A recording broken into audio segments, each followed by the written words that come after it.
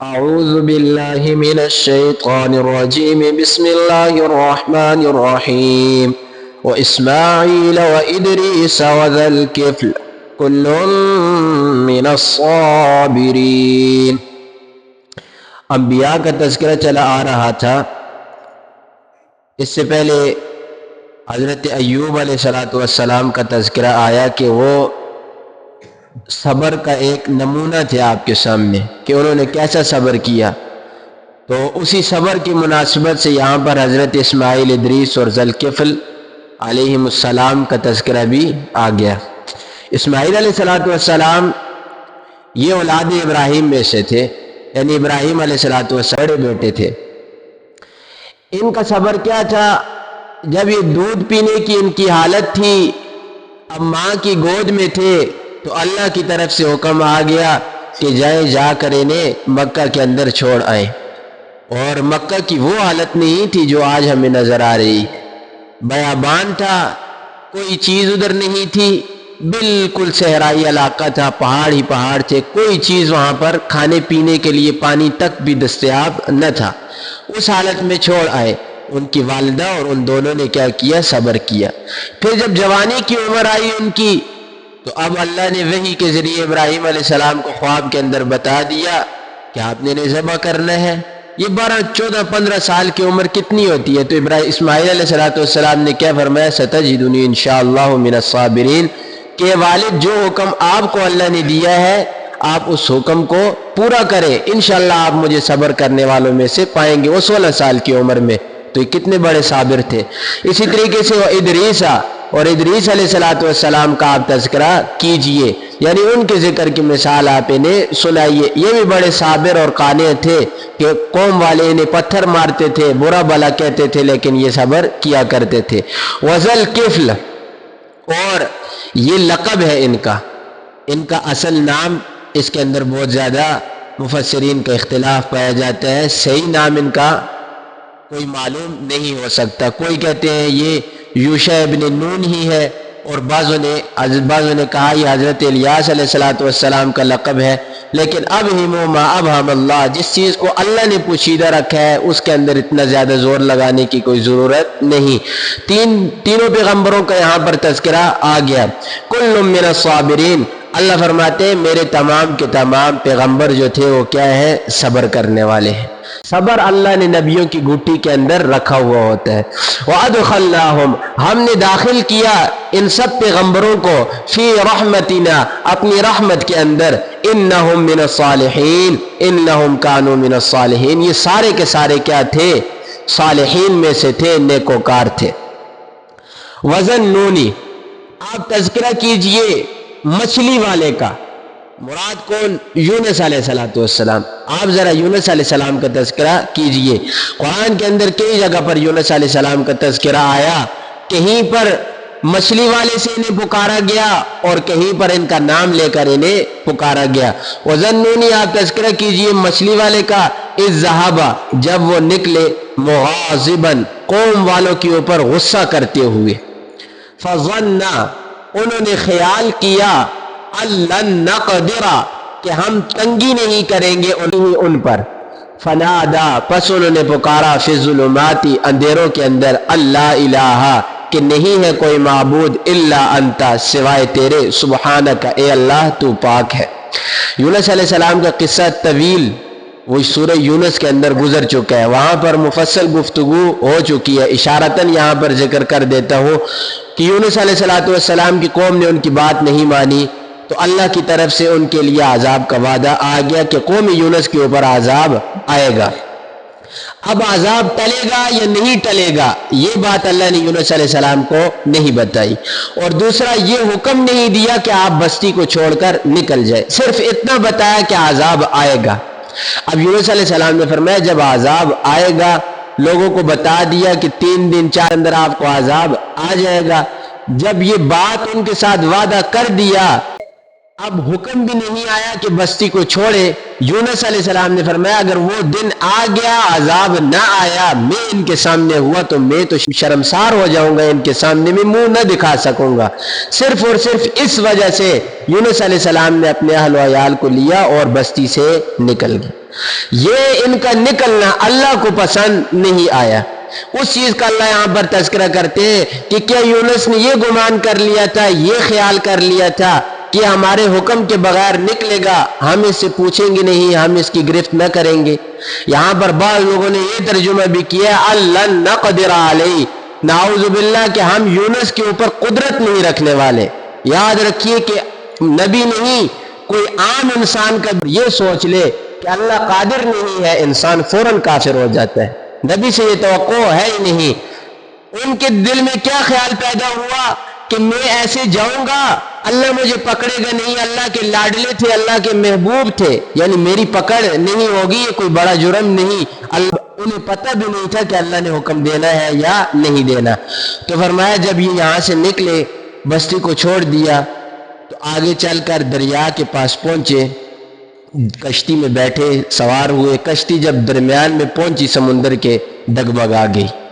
اب لوگوں نے کہا کہ کوئی ایسا آدمی ہے جو اپنے آقا سے بھاگ کر آیا ہوا ہے، جب تک اس آدمی کو کشتی سے نیچے نہیں پھینکو گے کشتی آگے نہیں چلے گی۔ یونس علیہ السلام فوراً سمجھ گئے کہ میں اپنے اللہ سے بھاگ کر آیا ہوں۔ یونس علیہ السلام نے فرمایا کہ مجھے پھینکو۔ لوگوں نے کہا تو نیک شخص ہے، تو انہوں نے کہا نہیں، قرآن اندازی کریں گے۔ 3 مرتبہ کوڑا ڈالا، یونس علیہ السلام کا انعام آیا، تو یونس علیہ السلام کو دریا کے اندر پھینک دیا گیا۔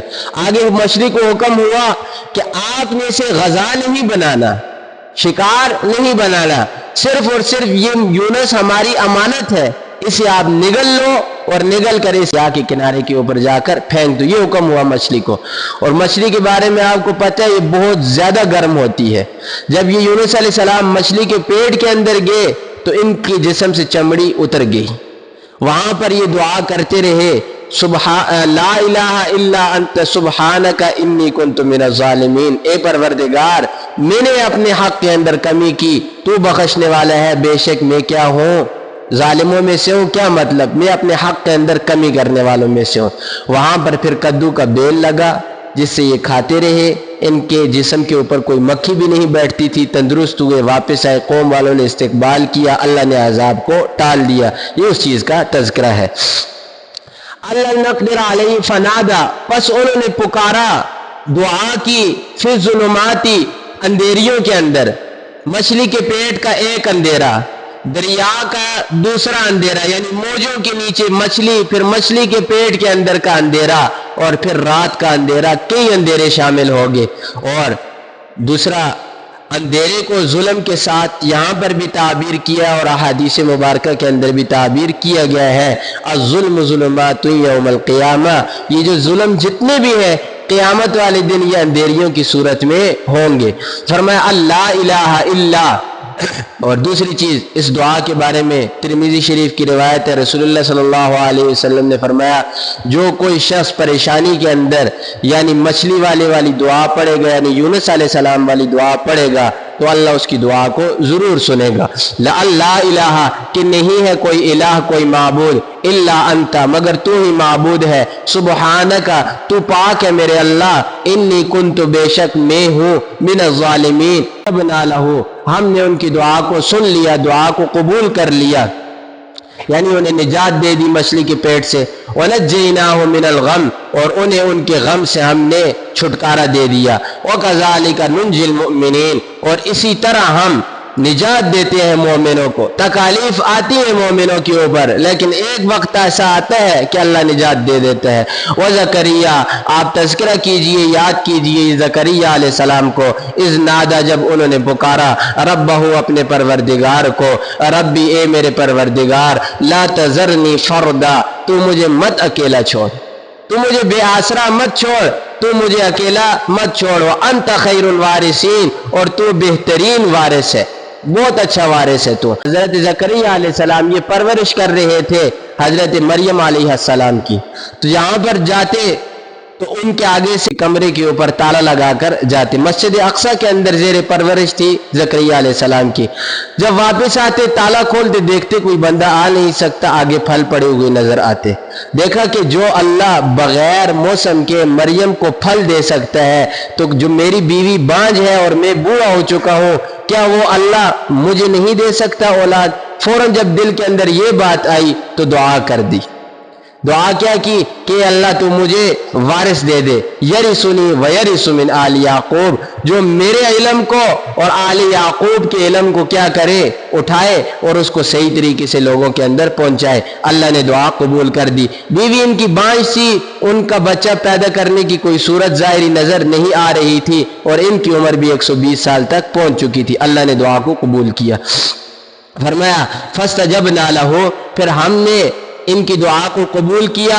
ووہبنا لہ یحییٰ, پھر ہم نے انہیں عطا کیا یحییٰ علیہ السلام یعنی بیٹے کی صورت میں. وَأَصْلَحْنَا لَهُ زَوْجًا, اور ہم نے ان کی بیوی کو ٹھیک کر دیا. بیوی بانجھ تھی, اللہ نے صورت کر دی, ٹھیک ہوگی. اِنَّهُمْ كَانُوا, بے شک یہ انبیاء کرام کی جماعت, یُسَارِعُونَ فِي الْخَيْرَاتِ, یہ دوڑتے ہیں نیک کاموں کے اندر. دنیا کے پیچھے نہیں دوڑتے, مال و دولت کے پیچھے نہیں دوڑتے.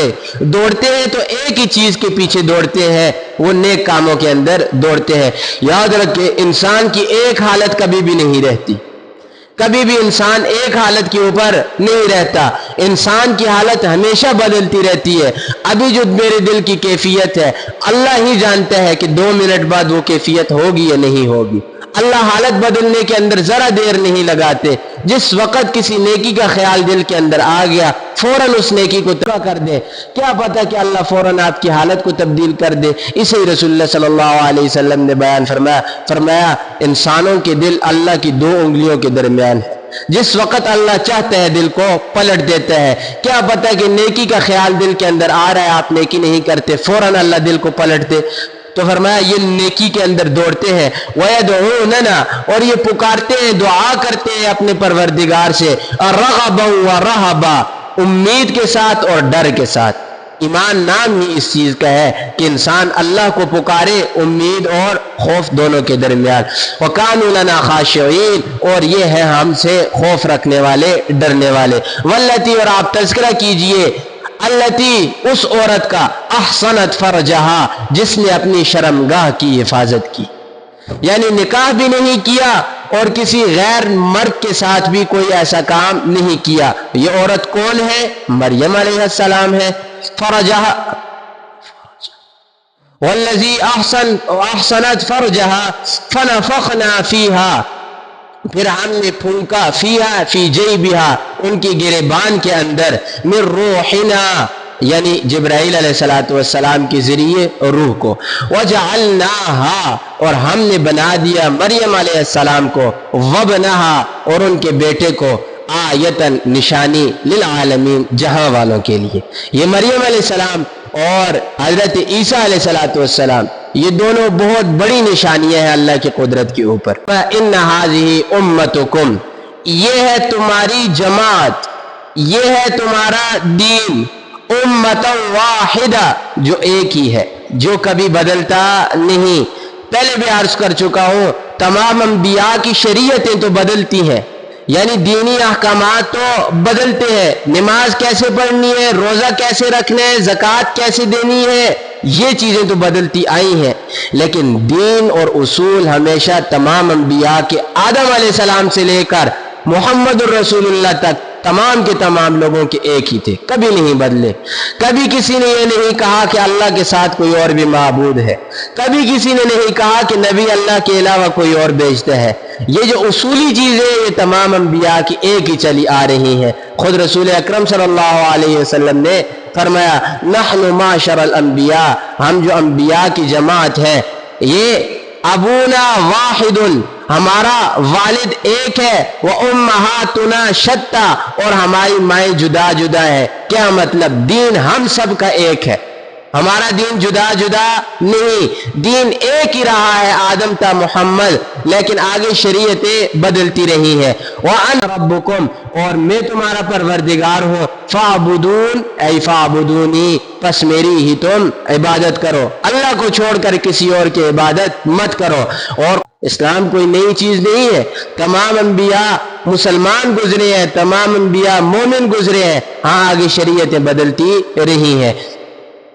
وَتَقَطَّعُوا أَمْرَهُمْ بَيْنَهُمْ، اور ٹکڑے ٹکڑے کیا انہوں نے آپس میں، بٹ کے یہ لوگ آپس میں اختلاف کیا انہوں نے آپس کے معاملے کے اندر، اور یہ اختلاف کب سے، کئی زمانے سے چلا آ رہا ہے۔ محمد رسول اللہ کے بعد آج جا کر دیکھیں کتنا اختلاف بنا ہوا ہے۔ فرمایا بنی اسرائیل کے اندر 72 فرقے بنے، میری اس امت کے اندر 73 فرقے بنیں گے، اور فرمایا ایک ہی فرقہ جنت کے اندر جائے گا۔ فرمایا اے اللہ کے رسول کون سا فرقہ جنت کے اندر جائے گا؟ فرمایا جو قرآن اور سنت کے اوپر ہوگا، جو میرے راستے کے اوپر چلے گا، اللہ کے قرآن کے اوپر چلے گا، وہ جنت کے اندر جائے گا۔ اس کے علاوہ جتنے بھی فرقے ہوں گے وہ سارے کے سارے جہنم میں جائیں گے۔ یاد رکھ لیں، کسی جماعت کے اندر ہونا، کسی فرقے کے اندر ہونا محض یہ آپ کو جنت میں لے کر نہیں جا سکتا، اور آپ یہ بھی نہیں کہہ سکتے کہ فلاں فرقے والا جنت میں نہیں جائے گا، نہیں، آپ کسی فرقے کے اندر بھی ہیں لیکن آپ قرآن اور سنت کے اوپر چل رہے ہیں، زندگیوں کے اندر قرآن ہے، تو آپ کسی فرقے کے اندر بھی ہو آپ جنت کے اندر چلے جائیں گے۔ لیکن قرآن و سنت کو چھوڑ کر کسی بھی بڑے سے بڑے فرقے کے اندر آپ ہو، قرآن کو آپ نے چھوڑا ہوا ہے، کبھی بھی جنت کے اندر نہیں جا سکتے۔ جنت کے اندر جانے کا جو راستہ اللہ نے بتایا ہے وہ کیا ہے؟ قرآن و سنت، بغیر قرآن و سنت کی جنت میں جانا مشکل ہے۔